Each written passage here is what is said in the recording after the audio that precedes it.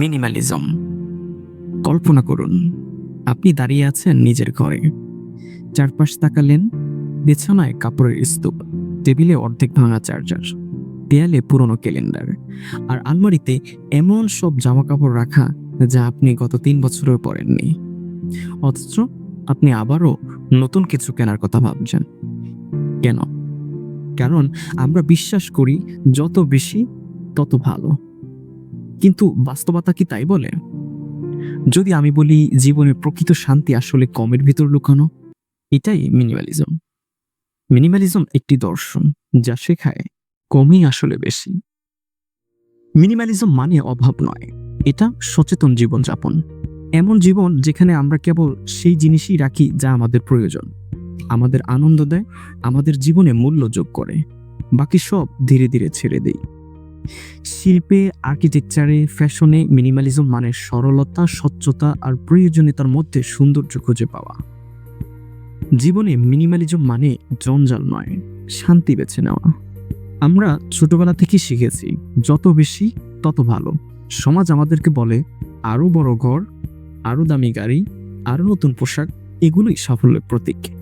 কিন্তু বাস্তবে প্রতিটি বাড়তি জিনিস আমাদের সময়, অর্থ, শান্তি আর মনোযোগ কেড়ে নেয়। এজন্য জাপানি লেখিকা মেরি কোন্ডো বলেছিলেন, যা তোমার হৃদয়ে আনন্দ আনে না তাকে বিদায় দাও।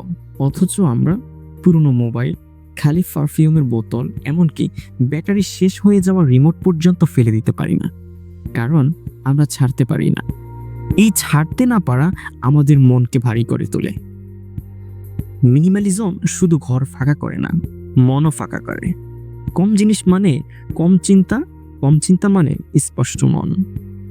2011 সালে প্রিন্সটন ইউনিভার্সিটির একটি গবেষণায় উঠে এসেছে, অগুছালো পরিবেশে মানুষের মনোযোগ ভেঙে যায়, মানসিক চাপ বেড়ে যায়। যখন আপনার চারপাশে কম জিনিস থাকে, তখন মনোযোগ এক জায়গায় ধরে রাখা সহজ হয়। আর মন যখন শান্ত, তখন জীবনের সিদ্ধান্তও সঠিক হয়।